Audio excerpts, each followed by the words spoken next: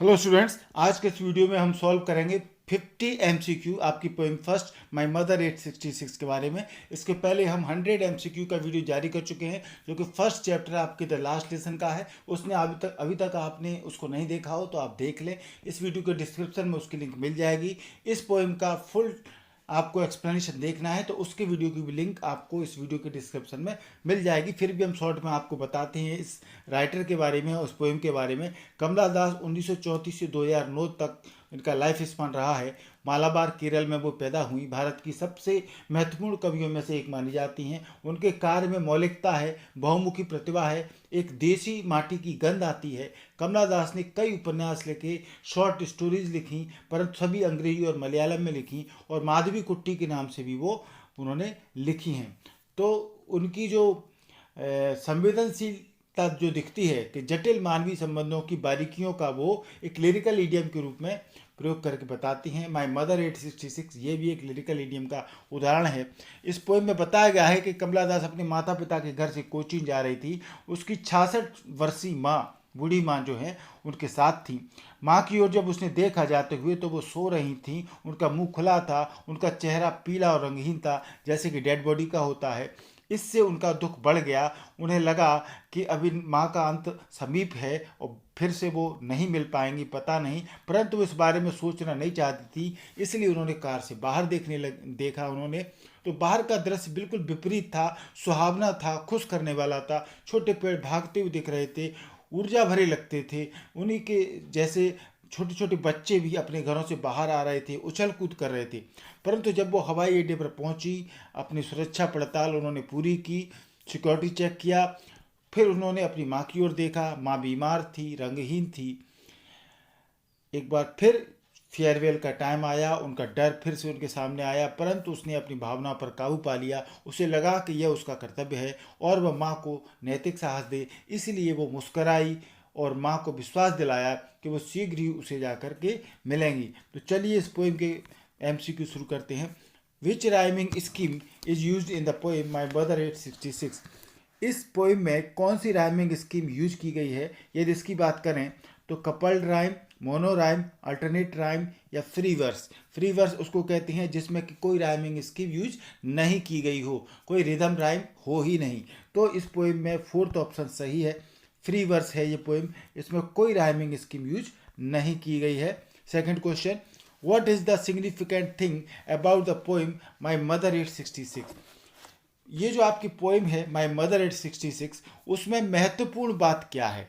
ये क्वेश्चन बहुत इंपॉर्टेंट है, आपको नोटिस इस बात को करना है। तो इस महत्वपूर्ण सबसे बड़ी बात क्या है इस पोएम में? पहला option, the whole poem is a single sentence punctuated by commas. पूरी पोएम एक सिंगल सेंटेंस में है, ये बात बिल्कुल सही है। पूरी पोएम में आपको कहीं भी बीच में कॉमा वगैरह या हाइफन या ऐसा कुछ नहीं मिलेगा, पंक्चुएटेड नहीं है, पूरे सिंगल सेंटेंस में है। तो कौन सा सेंटेंस सही है इसमें? The whole poem is a single sentence punctuated by commas. पूरी जो पोएम है वो कॉमा से पंक्चुएटेड है। पूरी पोएम सिंगल सेंटेंस में है, क्वेश्चन मार्क से पंक्चुएटेड है। पूरी सिंगल सेंटेंस में है, हाइफन से पंक्चुएटेड है। या whole poem is a single sentence, पूरा सिंगल सेंटेंस है, विदाउट कोमा है। तो इसका राइट आंसर है फर्स्ट वाला आपका। इसको याद रखें आप। पूरी पोएम सिंगल सेंटेंस में है जिसमें कि केवल कॉमास का यूज किया गया है। तो ये एक खास बात है इस पोएम की, इसको आप याद रखें। Third question, what do the poet's parting words see you soon Amma imply in the poem? इस पोएम में एक पार्टिंग वर्ड्स मतलब विदाई के समय कवि अपनी माँ को बोलती हैं कमला दास, सी यू सून अम्मा। तो ये शब्द जो है क्या अर्थ बताते हैं? पोइट्स केयरलेसनेस, जो कवि है लापरवाह है। Poets optimistic farewell, full of cheerfulness, या कवि का आशावाद उनकी फेयरवेल के समय, विदाई के समय उनकी ऑप्टिमिस्टिक आशावाद बताता है जो कि बिल्कुल प्रसन्नता से भरा हुआ है। या poet's way of bidding goodbye, या कवि का गुड बाय कहने का तरीका है। पोइट इज इन अ हरी, या पोइट जल्दी में है। तो सी यू सून अम्मा, अम्मा हम दोबारा मिलेंगे। जब ये कोई बात करता है तो इसका मतलब क्या है कि वो उम्मीद कर रहा है कि उस व्यक्ति से वो दोबारा मिलेगा, एक आशा है उसके मन में, एक होप है, उम्मीद है, और वो इसी के साथ में स्माइल भी दे करके अपनी माँ से बात करती हैं। तो यहाँ राइट आंसर है आपका सेकंड, यानी पोइट्स ऑप्टिमिस्टिक फेयरवेल। कवि जो है वो आशावादी तरीके से फेयरवेल करता है और चेयरफुलनेस उसके चेहरे पर दिखती है और वो सामने वाले को भी खुश दिखाता है। Fourth question, when was the poet returning to her parents home in the poem my mother at 66। अब ये आपको बताना है कि कवि कब अपने माता पिता के घर से लौट रही है इस कविता में। On Friday evening, on Monday morning, on Friday morning, on Saturday afternoon. तो यहाँ आप बताइए कौन सा समय है वहाँ पर। तो इसका राइट आंसर है फ्राइडे मॉर्निंग, इसको आप याद रखें। फिफ्थ क्वेश्चन है, the poet displays fake smile to. कवि जो है वो अपने चेहरे पर एक झूठी मुस्कुराहट दिखाना चाहती हैं। क्यों ऐसा होता है, फेक स्माइल क्यों दिखती है, उसको फेक स्माइल क्यों बोला गया है? तो कवर अप हर पेन, अपने दर्द को छुपाने के लिए। मेक हर सेल्फ हैप्पी, खुद को खुश रखने के लिए। To make her mother happy, अपनी माँ को खुश रखने के लिए। To make her father happy, अपने पिता को खुश करने के लिए। तो पिताजी की तो कोई बात है नहीं, तो ये यहाँ पर ख़त्म है। और माँ को खुश करना वाली बात आती है तो वो भी नहीं है, वो अपने दर्द को छिपाना चाहती हैं। इसका फर्स्ट आंसर ये बिल्कुल सही है। मुस्करा तो रही हैं पर उनके अंदर एक दर्द है कवि के अंदर कि पता नहीं माँ द्वारा मिलेगी या नहीं मिलेगी, इसलिए इसका फर्स्ट आंसर सही है। अगला question, what is the familiar ache in the poem my mother at 66। यहाँ पर एक फ्रेज यूज हुआ है फैमिलियर एक, यानी चिर परिचित दर्द, जो कि बचपन से उस कवि के मन में है। तो किस प्रकार का फैमिलियर एक इसमें बताया गया है, किसकी बात की गई है, तो वो देखें आप कौन सा विकल्प आपका सही है। फर्स्ट है her childhood fear of losing her mother. अब उसका बचपन का डर कि अब उसकी माँ को वो खो देगी, ये है। या हर मदर्स वीक हेल्थ, उसकी माँ की कमज़ोर होती हुई स्वास्थ्य। हर रिस्पॉन्सिबिलिटी, उसके उत्तरदायित्व। हर हेल्पलेसनेस, उनकी निसहायता। तो यहाँ पर इन तीनों उत्तर जो विकल्पों का कोई मतलब नहीं है। माँ की बीमारी की कोई ज़्यादा बात उसमें की नहीं गई है। रिस्पॉन्सिबिलिटी और हेल्पलेसनेस कोई ऐसी बात है नहीं। उनका बचपन का एक डर है जो कि वो अपनी माँ को खो देंगी, इसी के बारे में बात की गई है, जो कि बचपन से उसी डर को फैमिलियर एक के रूप में बात की गई है। तो इम्पोर्टेंट क्वेश्चन है, इसको आप याद रखें। अगला, who is the poet of this poem my mother at 66। तो अब इतनी बात करने के बाद ये बताने की ज़रूरत नहीं है कि इस पोएम के कवि कौन है। तो पैबला नेरुडा है नहीं, जॉन किट्स नहीं है, रॉबर्ट फ्रॉस्ट नहीं है, कमला दास इसका राइट आंसर है। कमला दास ने ये कविता लिखी है, पोएम। अगला है, is the poetic device used in trees sprinting. एक बहुत ही इंपॉर्टेंट फ्रेज है यहाँ पर, ट्रीज स्प्रिंटिंग, पेड़ भाग रहे हैं। तो यहाँ पर कौन सी पोएटिक डिवाइस का यूज किया गया है? सिमिली का यूज किया है? नहीं। सिमिली में आप याद रखें एज और लाइक का उपयोग होता है। एज और लाइक जब आने लगें तो फिर वो सिमिली हो जाती है। एलिट्रेशन में साउंड्स का रिपीटेशन होता है, रिपीटेशन में फिर रिपीटेशन होता है। पर्सोनिफिकेशन, तो यहाँ इसका आंसर होगा पर्सोनिफिकेशन।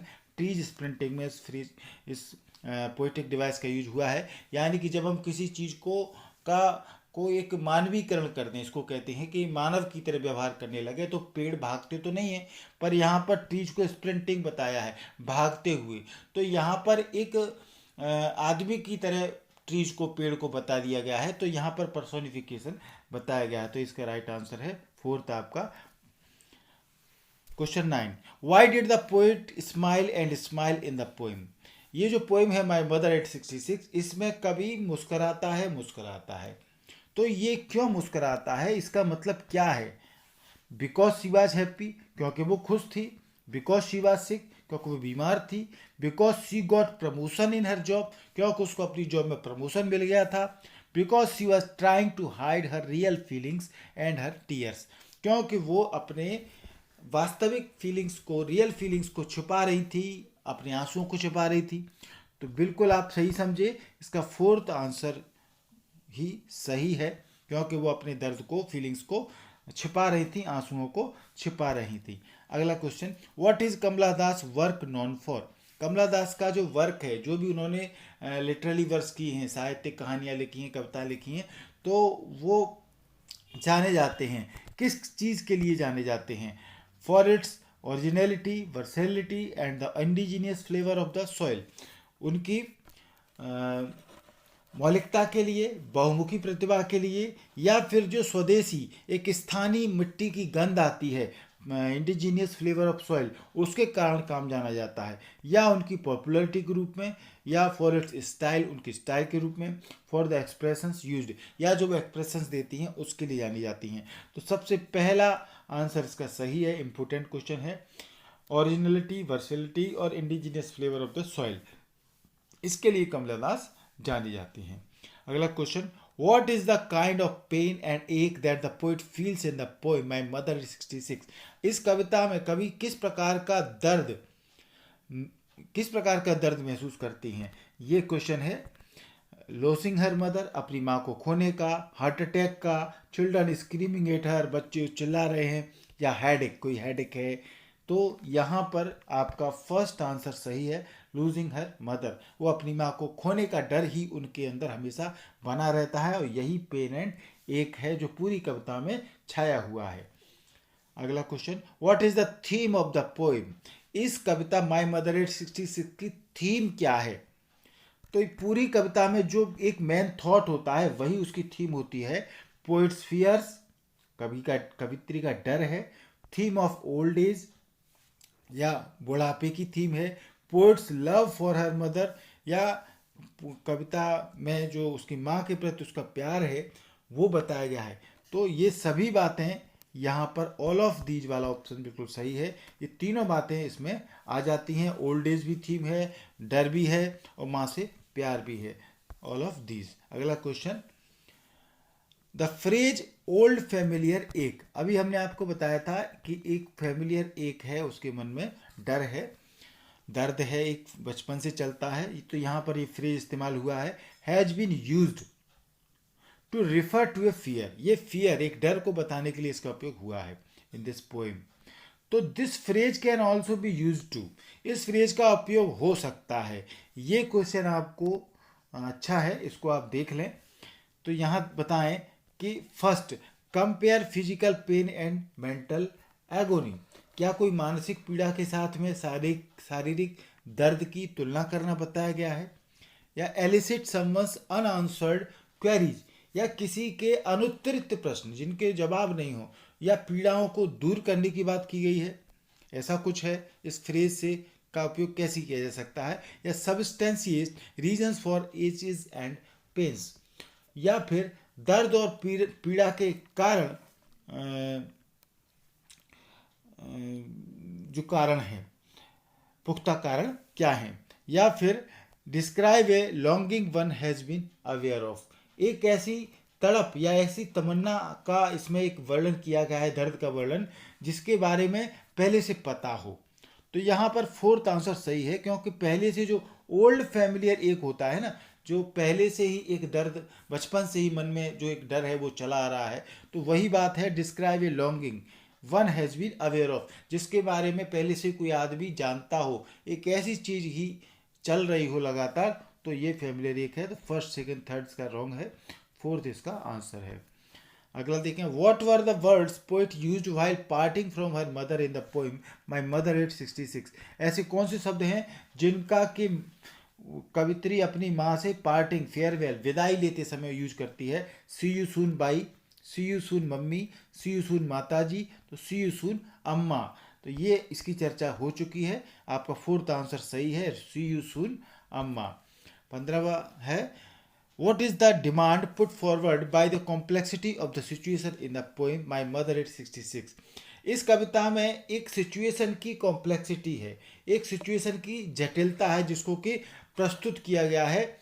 एक इच्छा, जिज्ञासा जिसकी बात की गई है उसको प्रस्तुत किया गया है। इसमें कौन सी कॉम्प्लेक्सिटी है उस स्थिति में, उसकी बात करनी है। तो आंसर बताइए, what to do in old age, कि बुढ़ापे में क्या करना है, इसकी तो कोई बात है नहीं।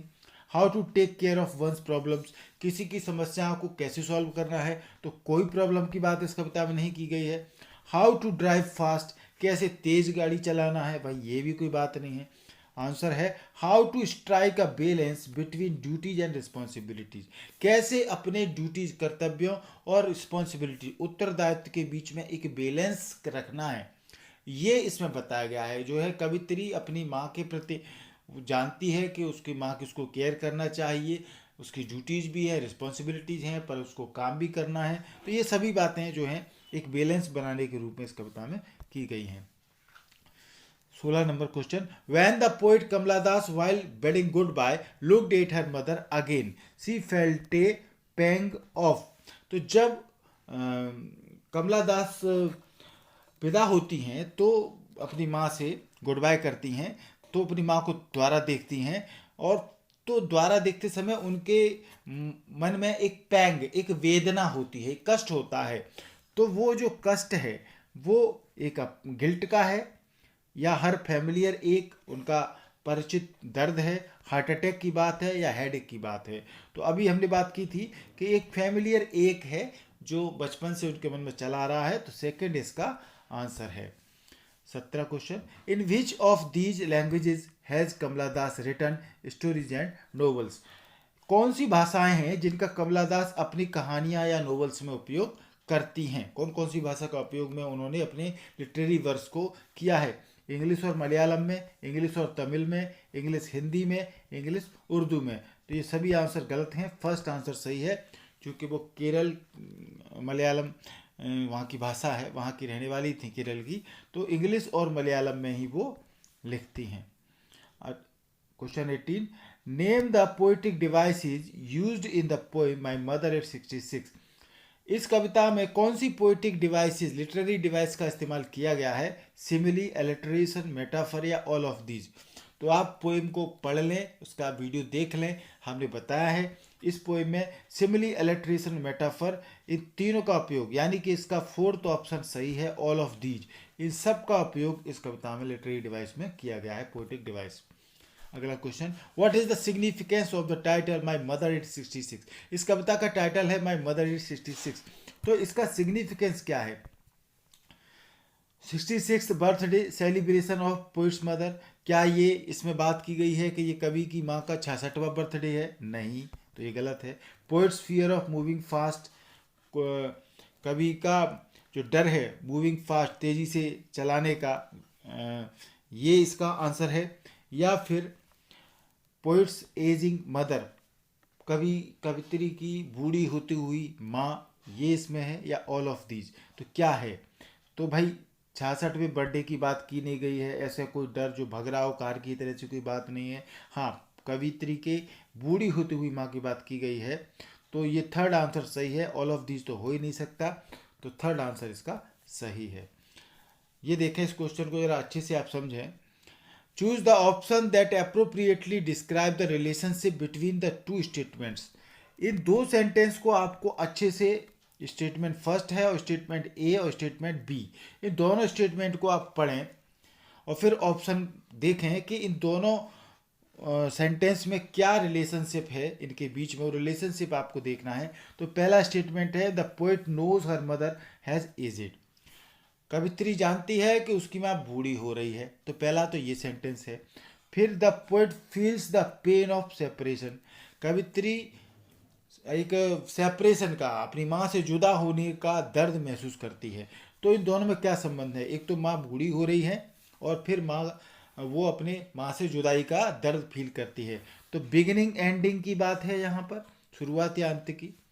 कॉज इफेक्ट ये बात है, या क्वेश्चन आंसर की बात है, इंट्रोडक्शन एंड कंक्लूजन। तो इसको आप अच्छे से समझेंगे तो कॉज या इफेक्ट, ये इसका आंसर सही है, सेकंड वाला।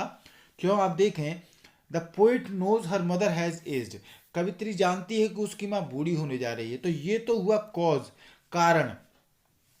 इफेक्ट क्या है, इसका प्रभाव क्या पड़ता है कि बूढ़ी होने के कारण से कवित्री को एक सेपरेशन का, एक माँ से जुदाई होने का दर्द फील होता है। तो कॉज और इफेक्ट का रिलेशनशिप यहाँ दिखता है। अगला question, whose house was the poet living in the poem my mother at 66। इस कविता में कवित्री किसका घर छोड़ करके जा रही है, तो अभी तक आपको पता चल गया होगा यहाँ पर अपने रिश्तेदारों का, अपने पेरेंट्स के घर का, या खुद के घर का, या अपने पति का घर, किसका घर छोड़ के जा रही हैं, वो लीव कर रही हैं। तो यहाँ पर सेकंड आंसर सही है, पेरेंट्स हाउस। आप पोइम को पढ़ेंगे तो आपको पता लग जाएगा। अगला question, what was the expression of the poets face while parting from her mother in the poem My Mother at 66। इस कविता में जब वो अपनी माँ से पार्टिंग जुदा हो रही हैं तो किस प्रकार के एक्सप्रेशन कवि के चेहरे पर देखते हैं, कवित्री के चेहरे पर क्या एक्सप्रेशंस आते हैं? एक्साइटेड उत्तेजना के, सैड दुख के, क्राइंग रोने के, स्माइलिंग हंसने के। तो जब वो पार्टिंग हो रही हैं, जुदा हो रही हैं, तो यहाँ पर एक आयरनी है, यहाँ पर एक व्यंग है इस कविता में कि वो अपनी माँ को लास्ट में कविता में आप देखेंगे तो स्माइल स्माइल एंड स्माइल, हंस के जो विदा करती हैं अपनी माँ को, तो हंसते हुए विदा करती हैं।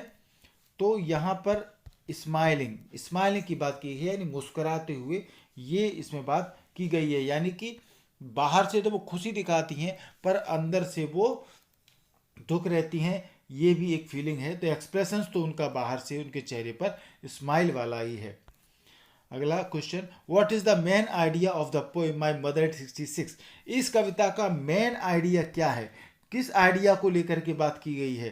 पेनफुल ओल्ड एज, एक बुढ़ापे की उम्र की बात की गई है जो दर्द भरी हो, या डिसकलरेशन ऑफ स्किन, या स्किन के त्वचा के रंगहीन होने की बात की गई हो, या केयरलेसनेस ऑफ ए डॉटर, या बेटी की लापरवाही की बात की गई हो, या लेक ऑफ करेज, साहस की कमी की बात की गई हो।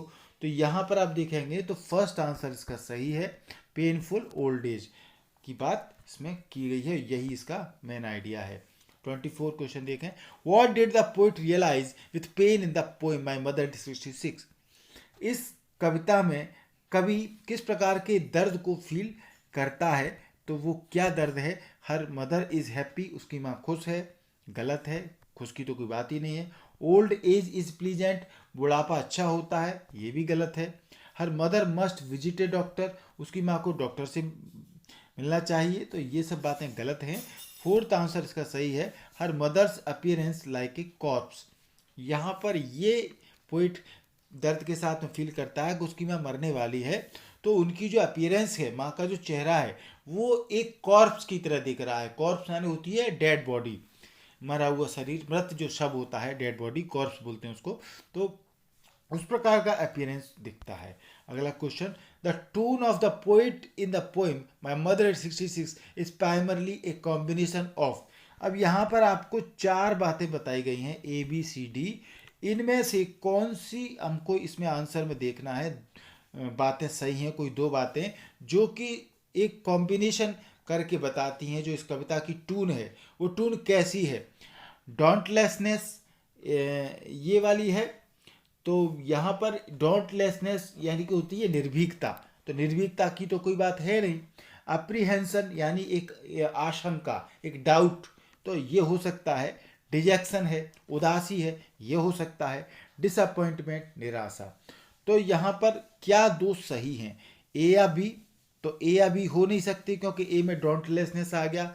बी और सी ये हो सकता है, एप्रीहेंशन और डिजेक्शन, उदासी और आशंका की बात की गई है। सी और डी, डिजेक्शन और डिसअपॉइंटमेंट, ये दोनों एक साथ हो नहीं सकते, दोनों ही एक ही बात है, उदासी निराशा। ए और डी, तो जहाँ ए आ गया डोंटलेसनेस, वो तो हो नहीं सकता। तो आप इसका देखें, राइट आंसर है सेकंड, बी या सी, यानी कि एप्रीहेंशन और डिजेक्शन। एप्रीहेंशन और डिजेक्शन सेकंड विकल्प आपका सही है, जिसमें आशंका की बात की गई है, एक डाउट की बात की गई है कि माँ मिलेगी या नहीं मिलेगी, और फिर उसमें उदास भी है कभी इस बात को लेकर के, तो डिजेक्शन की बात की गई है। अगला question, the image of merry children in the poem is created to. इस कविता में खुश बच्चों को बताया गया है, तो उनकी एक इमेज क्रिएट की गई है। एक इमेजरी पोइटिक डिवाइस लिटरेरी का यूज किया गया है, कवित्री इसमें एक इमेज क्रिएट करती हैं, जैसे ट्रीज स्प्रिंटिंग हो रहे हैं, पेड़ भाग रहे हैं, ऐसे बच्चे भी भाग रहे हैं, तो ये एक इमेजरी बताई गई है। तो वो क्या क्रिएट करती है? To show children playing pranks, ये बताती है कि बच्चे शरारत कर रहे हैं, प्रैंक्स कर रहे हैं? नहीं। To compare with herself, या वो खुद की तुलना कर रही हैं, ये भी नहीं। टू शो चिल्ड्रन प्लेइंग, बच्चे खेल रहे हैं, ये भी नहीं हो सकता थोड़ा सा। So energy and exuberance of young children, यहाँ पर यंग चिल्ड्रन जो हैं, जवान बच्चे जो हैं, उनकी ऊर्जा को बताया गया है कि वो कितना एनर्जेटिक है, कितना एक्जुबिरेंस, यानी कि उनमें एक कसरत, एक जिम जो होती है ना, एक्साइटमेंट होता है, एनर्जी होती है, उसकी बात इसमें शो की गई है, एनर्जी की बात है इस पोएम में आप देखेंगे। तो फोर्थ आंसर इसका सही है। अगला question, which of these is an instance of repetition use in the poem. इस कविता में एक वर्ड रिपीट हुआ है, जो कि आपकी लिटरेरी डिवाइस रिपीटिशन का यूज होता है। जब कोई वर्ड का यूज बार बार रिपीट हो रहा है तो उसको रिपीटेशन पोएटिक डिवाइस कहते हैं, लिटरेरी डिवाइस कहते हैं, तो उसका यूज हुआ है। तो यहाँ कौन सा ऐसा वर्ड है जो कि रिपीटेशन के रूप में यूज हुआ है?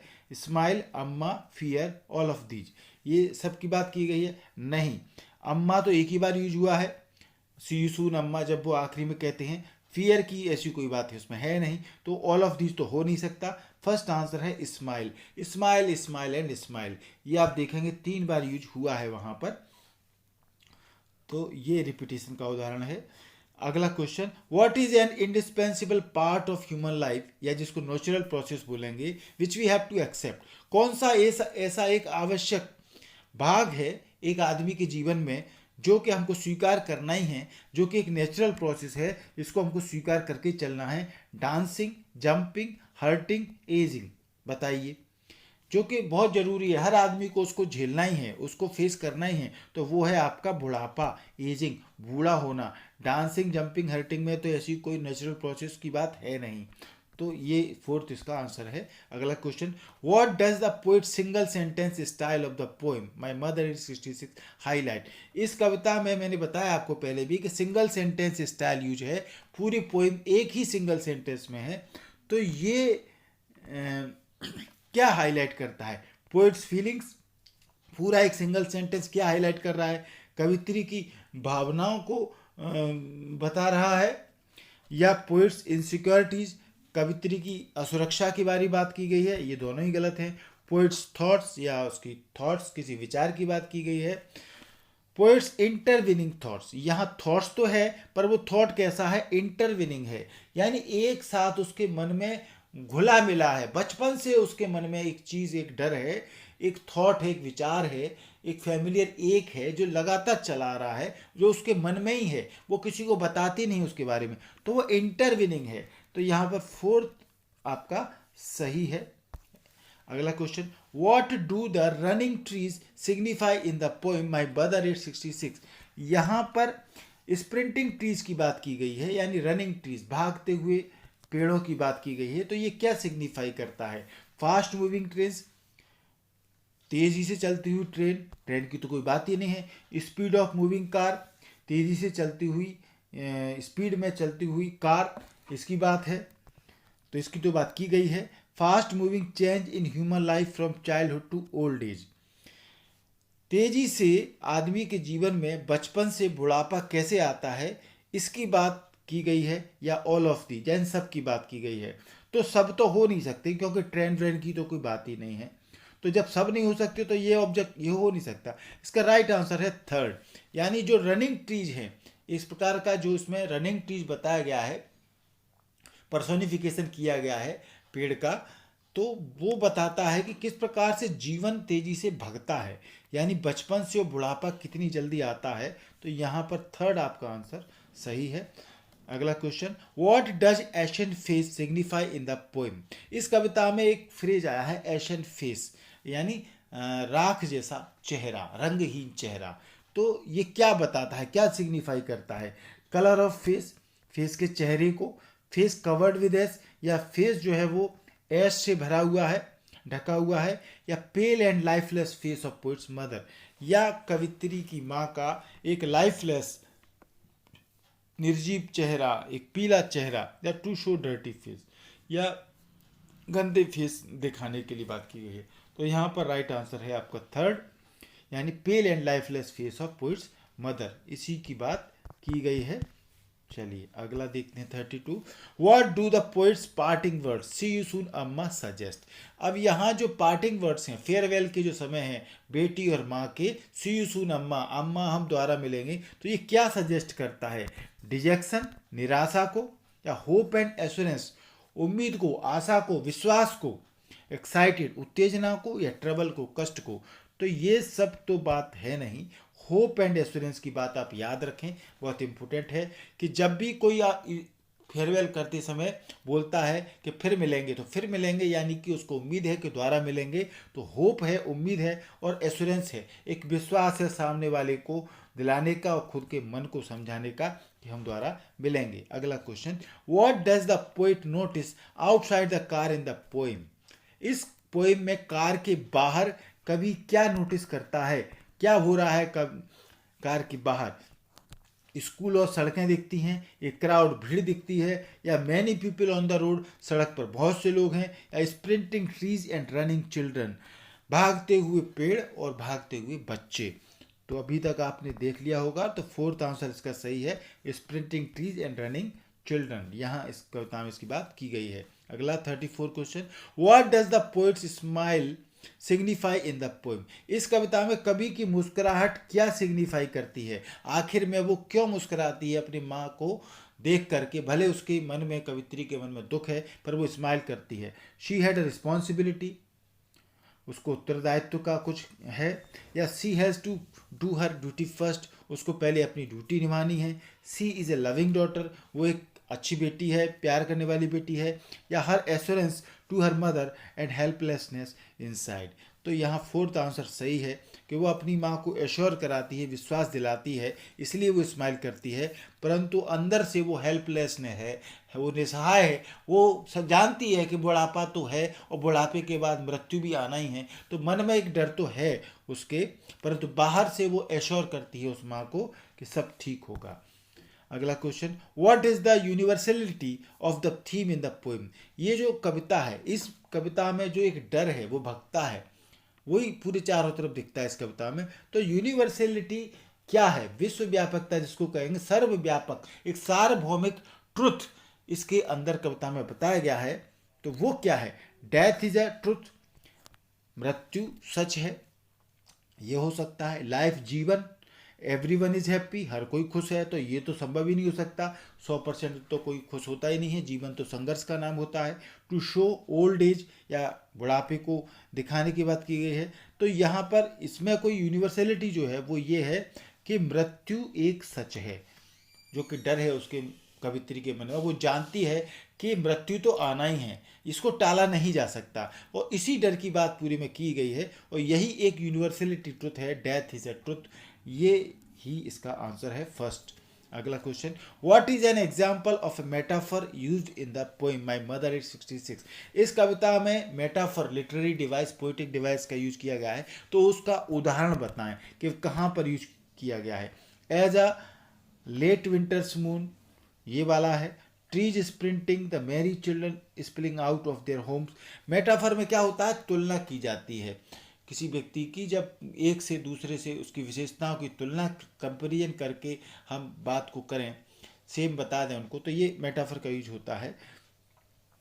तो इन चारों आंसर में आप देखेंगे तो यहाँ पर ये जो है ट्रीज स्प्रिंटिंग, पेड़, भागते हुए पेड़, उनकी तुलना की गई है। जो खुश बच्चे हैं वो भी स्पिलिंग आउट देयर होम्स, वो भी अपने घरों से भाग रहे हैं। तो बाहर भागते छोटे पेड़ों को देखा उसने, कवित्री ने, और घरों से बाहर निकलते बच्चों को देखा।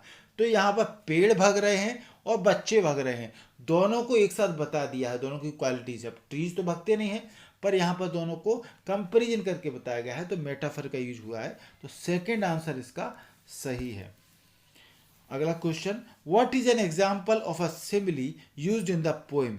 इस कविता में एक सिमिली लिटरेरी डिवाइस का उपयोग किया गया है, तो वो उसका उदाहरण, एग्जाम्पल क्या है? फैमिलियर, एक, like that of a corpse, wan and pale, the merry children. अब हमने आपको बताया सिमिली जो है लिटरेरी डिवाइस वो होती है जब हम एज, लाइक, इस तरह के शब्दों का जब वर्ड का यूज होता है तो उसको सिमिली हम कहते हैं।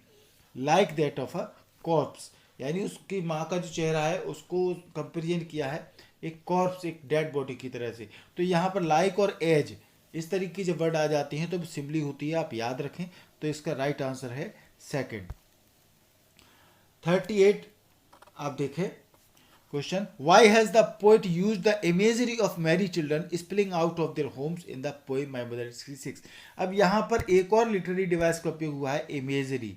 इमेजरी ये लिटरेरी डिवाइस, पोएटिक डिवाइस ऐसी डिवाइस होती है जब कोई कवि अपनी कविता में ऐसे बात करता है, ऐसी लाइन देता है जिसमें कि वो एक चित्र बनाता है, एक इमेज बनाता है, और वो चाहता है कि जो उस कविता को पढ़ रहा है वो इमेज उस पढ़ने वाले की, कविता के पढ़ने वाले के दिमाग में भी आ जाए।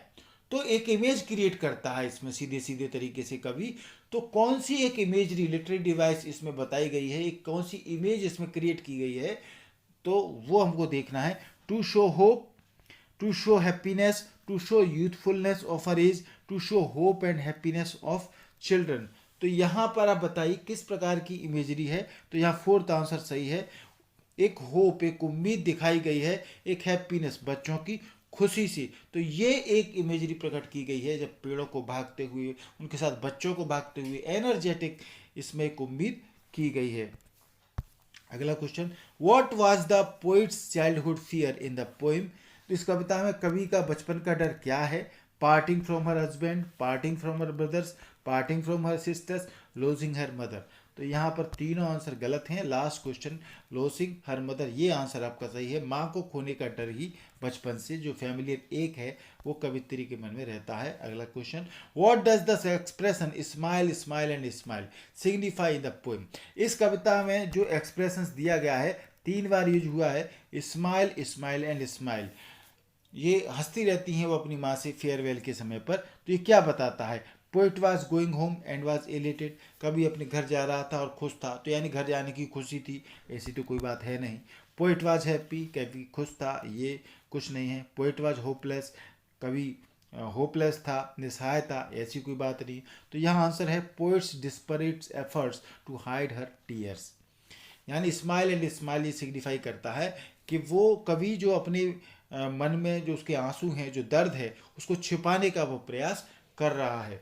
आपने एक गाना भी सुना होगा, इतना जो तुम मुस्कुरा रहे हो कि ऐसा क्या गम है जिसे छिपा रहे हो। तो कोई आदमी जब ज़्यादा मुस्कुराता है तो ऐसा कहते हैं, लगता है कि वो कोई गम छिपा रहा है। तो वही लाइन गाने की मुझे याद आ गई जो यहाँ पर कवित्री के उस पर दिखती है कि वो अंदर से तो गम है, उसके दुख है, पर बाहर से वो खुश होकर के दिखाती है। अगला question, what does the poem my mother at 66 revolve around. यहाँ इस कविता में कौन सा एक विचार है जो पूरी कविता में घूमता है चारों तरफ? पोइट्स फियर, कवि का डर, कवित्री का डर, पोइट्स लव फॉर मदर, माँ के लिए उसका प्रेम, थीम ऑफ ओल्ड एज या ओल्ड एज की थीम, या ऑल ऑफ दीज। यहाँ पर राइट आंसर है आपका ऑल ऑफ दीज। ये माँ से वो प्यार करती हैं, कवित्री के मन में डर है और बुढ़ापे की थीम है, तो ऑल ऑफ दीज इसका आंसर है। अगला question, why does the poet feel scared in the poem my mother 66। इस कविता में कवि डरती हैं, तो किस क्या डर, स्कैर्ड जो फीलिंग है वो है, क्यों डरती हैं? Because of her duties and responsibilities, अपनी ड्यूटी रिस्पॉन्सिबिलिटी के कारण, या बिकॉज ऑफ हर जॉब, अपनी नौकरी के कारण वो स्कैर्ड भयभीत फील करती हैं, या अपने पति के कारण, हस्बैंड के कारण, because of her mother's deteriorating health. तो यहाँ पर माँ का गिरता हुआ स्वास्थ्य, जो हेल्थ है माँ की वो डिक्रीज हो रही है, डिटेरिएट हो रही है। तो फोर्थ आंसर इसका सही है, यही उनके भय का, डर का कारण है। अगला question, what is an example of alliteration used in the poem my mother at 66। इस कविता में एलिट्रेशन का उपयोग, जो लिटरेरी डिवाइस है एलिट्रेशन, उसका उपयोग कहाँ हुआ है? तो जब सेम किसी साउंड का रिपीटेशन होता है, साउंड का रिपीटेशन होता है तो वो एलिट्रेशन हो जाता है। तो यहाँ स्माइल स्माइल एंड स्माइल, ये आप देख सकते हैं, ये लाइक एशन ये हो नहीं सकता, लाइक और एज का प्रयोग हुआ है तो वो सिंपली हो सकती है। फ्राइडे मॉर्निंग में कुछ नहीं है, ऑल ऑफ दी, ये सब तो कुछ हो नहीं सकता। तो यहाँ पर स्माइल एंड स्माइल ये इलेक्ट्रिशियन का उपयोग है, याद रखें आप, इंपोर्टेंट है। अगला question, what worried the poet when she looked at her mother in the poem. इस कविता में जब कवित्री अपनी माँ को देखती है तो क्या चिंता है उसके मन में, उसके चेहरे को देख करके चिंतित हैं वो, हर ब्रोकन आर्म या माँ का जो कोई बाँह टूट गई है आर्म उसके कारण, या हर लविंग वर्ड्स उनके अच्छे प्यारे शब्दों के कारण, या हर डिक्लाइनिंग एज।